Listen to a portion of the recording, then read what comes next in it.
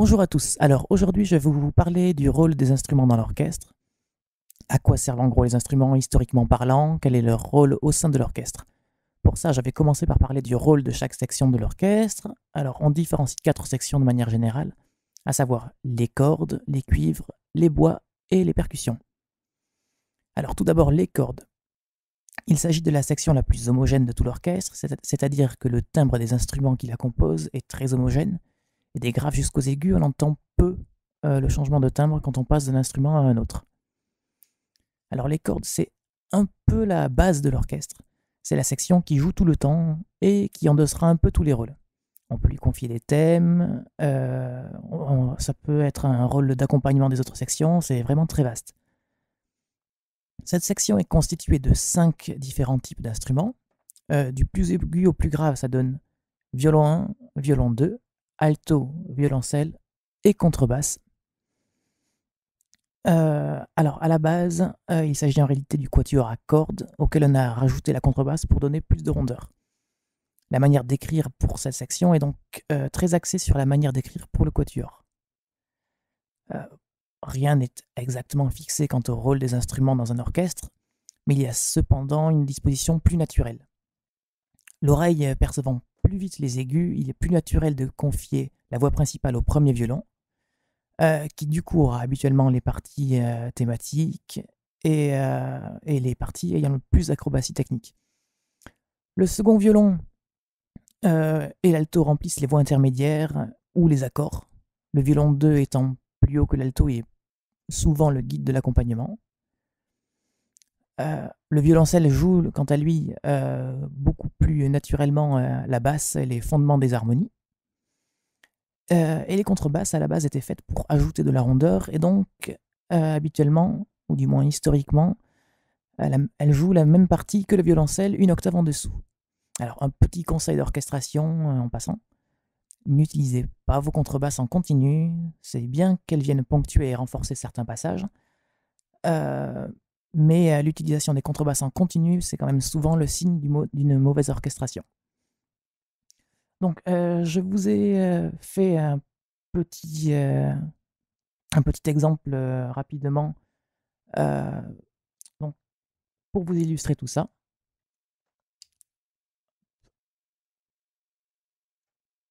Et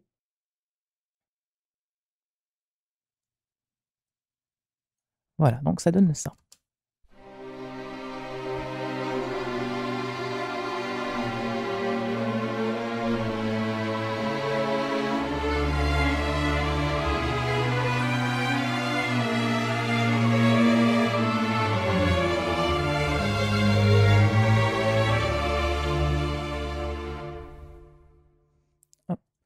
Donc vous pouvez voir ici que les violons ont vraiment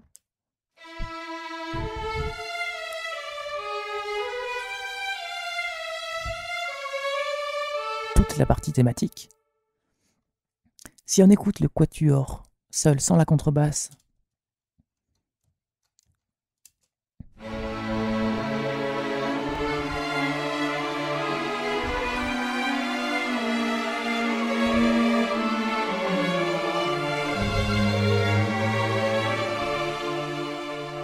on voit que le morceau la partie est déjà complète et que l'ajout des contrebasses n'est vraiment là que pour donner plus de rondeur.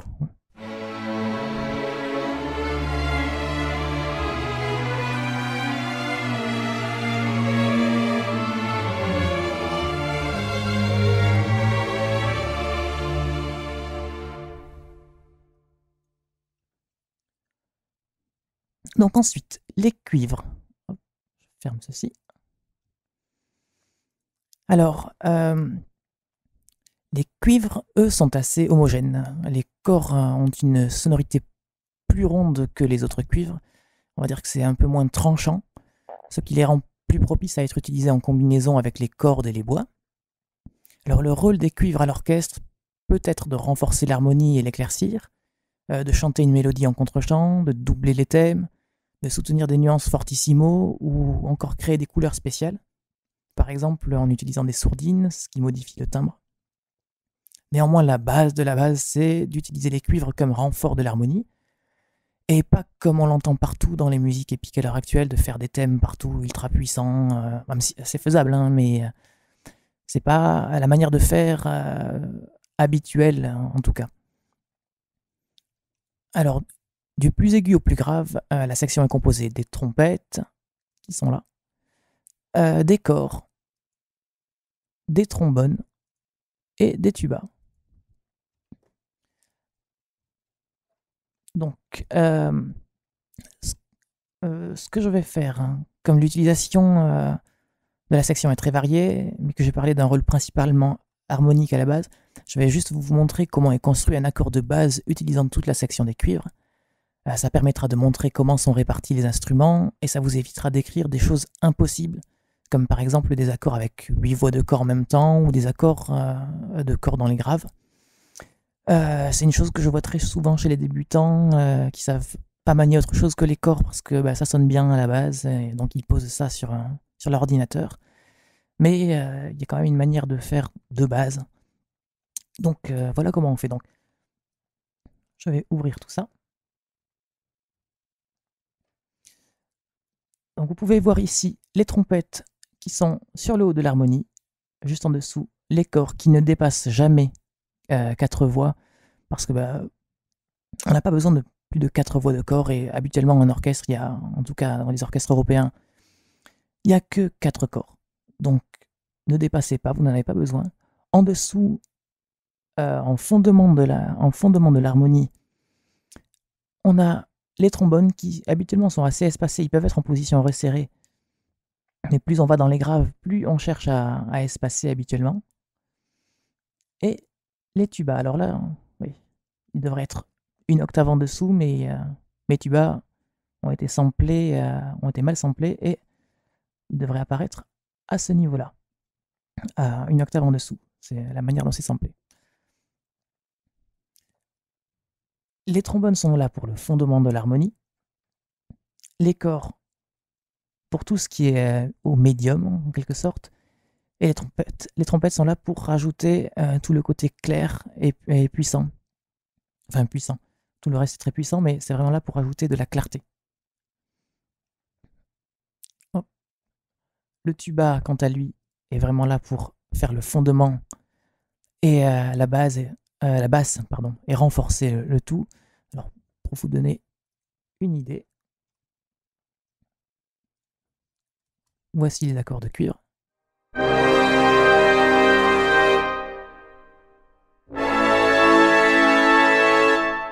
Là, mes trompettes sont un peu fortes, je vais juste les baisser pour l'exemple.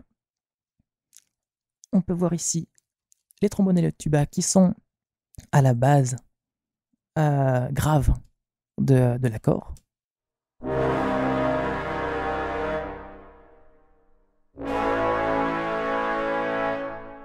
Vous voyez, juste les trombones, par exemple.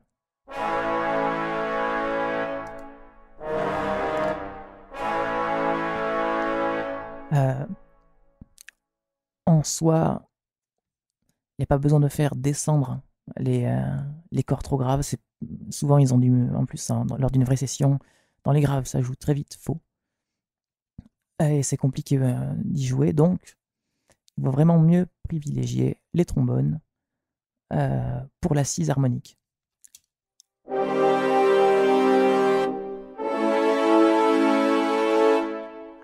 Les corps sont vraiment là pour assurer tout ce qui est au niveau des médiums. C'est vraiment... alors là, je les ai fait jouer fort, mais je pourrais les faire jouer beaucoup plus doux, par exemple. Hop.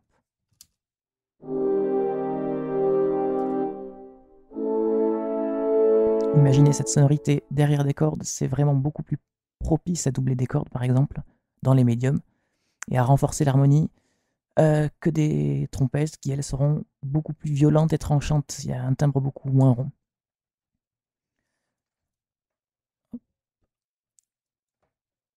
Et enfin, les trompettes, qui, elles, sont là vraiment pour ajouter tout le côté clair. Alors,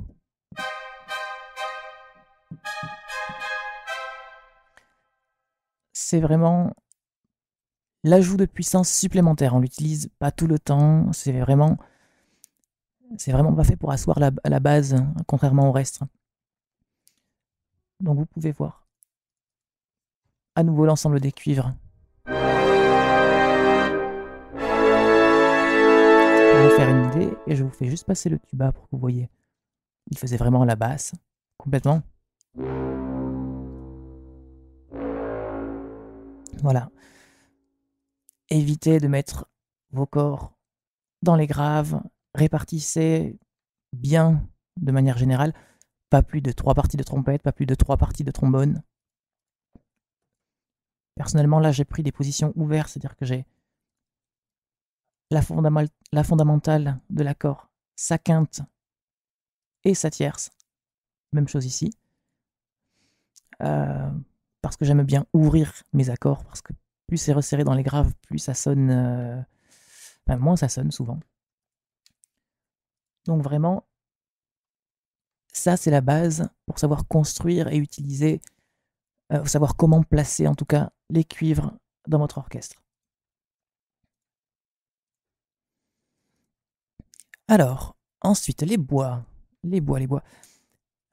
Pour le coup, il s'agit d'une section, contrairement aux autres, qui est assez peu homogène. Chaque instrument a un timbre qui lui est propre et qui se discerne facilement des autres instruments dans un accord de section complète. Leur rôle se limite à un accompagnement harmonique des cordes, à des dialogues avec la section des cordes ou des cuivres, à faire des contrechants, des doublures d'autres instruments dans le but de renforcer la dynamique ou de donner une couleur particulière. Il y a habituellement 2 instrumentistes par pupitre dans la section, c'est-à-dire 2 flûtistes, 2 oboïstes, 2 clarinettistes. La section est constituée donc des flûtes qui peuvent avoir donc une petite flûte qu'on appelle également le piccolo, des hautbois, dont un des hautbois peut changer régulièrement pour le corps anglais, des clarinettes. Alors les clarinettes, c'est pareil, un des instrumentistes peut varier, il y a plusieurs types de clarinettes, il y en a qui vont, ça va des basses jusqu'à une clarinette soprano, et des bassons. Alors il y a d'autres instruments qu'on peut rajouter, mais ça c'est vraiment la configuration de base. Les bois s'utilisent principalement en combinaison entre eux ou en doublure d'autres instruments. Du coup, le plus important est de s'attacher au caractère de chaque instrument. Alors, ici, le piccolo, c'est là quasiment que pour ponctuer certains effets, parce que c'est l'instrument le plus aigu de l'orchestre, et qui ressort énormément. Donc il est vraiment utilisé que sur quelques passages, souvent pour donner beaucoup de clarté et un effet très clair, justement. On peut entendre... Oh, non, on n'entend rien. C'est vraiment un instrument très aigu qu'il faut utiliser avec parcimonie et ça devient très vite strident. Les flûtes ont une sonorité assez pure et sont très utilisées en doublure car leur timbre se marie bien avec à peu près tout. Elles sont utilisées en doublure avec les corps pour les adoucir quand les corps sont pas trop forts, en doublure des cordes, en doublure d'autres bois. Donc c'est vraiment...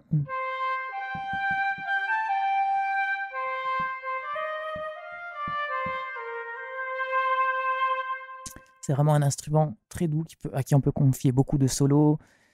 C'est, je vais pas dire que c'est un peu l'instrument à tout faire dans les bois, mais c'est un petit peu ça, en quelque sorte. La flûte alto qu'on trouve rarement, c'est la même chose que la flûte, mais un peu plus grave. Donc, la sonorité n'est pas exactement la même, hein.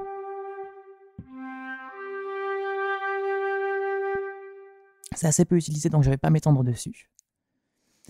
Les hautbois ont une sonorité beaucoup plus tranchante et donc sont délicats à utiliser par rapport au reste. Ça a une sonorité plus nasillarde d'une certaine manière et c'est difficile de l'équilibrer avec le reste de la section.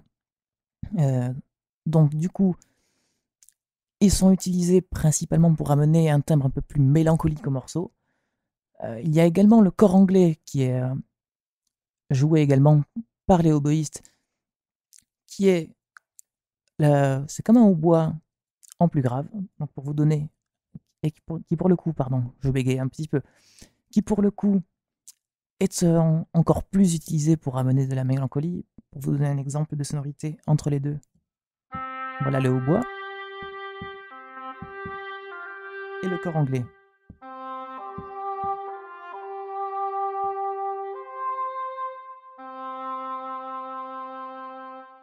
Ensuite, les clarinettes. Les clarinettes ont une sonorité très ronde et chaleureuse, et du coup sont très utilisées pour doubler les cordes.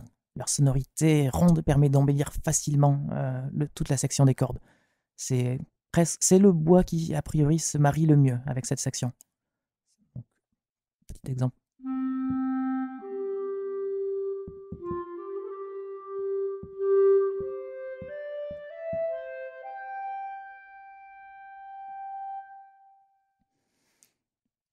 Donc la clarinette est très utilisée de manière générale. C'est un peu comme la flûte. Je veux dire que c'est les deux instruments à tout faire pour la section des bois.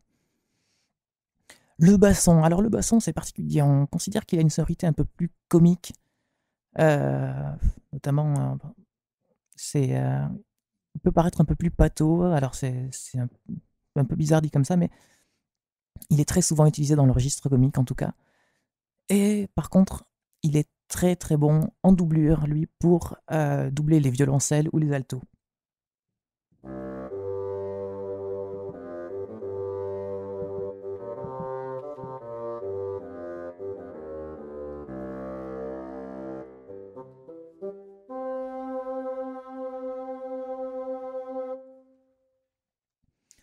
Donc du coup, voilà, imprégnez-vous vraiment du caractère de ces instruments. C'est ça qui est le plus important pour les bois, le caractère qu'ils peuvent véhiculer. Ensuite, pour terminer, les percussions. Alors ça, je m'attarderai que très peu sur cette section, car il y a beaucoup trop d'instruments. Alors elles servent principalement à ponctuer ou à rajouter de la puissance par moment, mais également à rajouter du rythme. Les deux les plus utilisés sont les timbales et la caisse claire.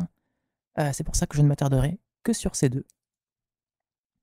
Les timbales sont là pour renforcer énormément l'harmonie en rajoutant des graves et un côté emphatique la plupart du temps. Bon, je vais vous donner un petit exemple sonore à nouveau.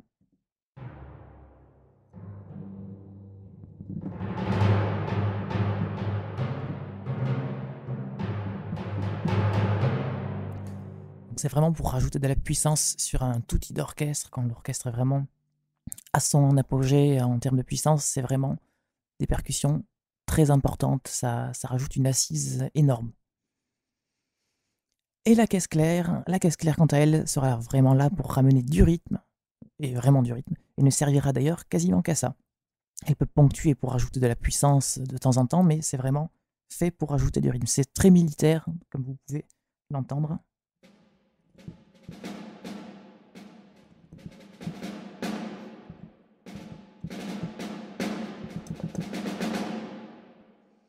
Donc voilà, les percussions sont importantes, notamment pour renouveler des sonorités. Par exemple, si vous répétez une partie que vous avez déjà écrite, le fait de rajouter quelques percussions en plus peut donner une nouvelle vision de la musique et du coup renouveler sans qu'on se dise que c'est une répétition, par exemple. Donc c'est vraiment une section qui est souvent un peu dénigrée, on l'oublie, mais il faut y faire attention, elle est importante.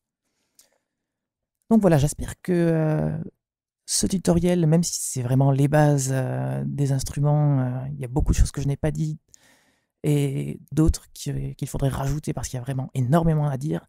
Mais j'espère que ça vous servira et je vous dis à bientôt pour un autre tutoriel. À bientôt.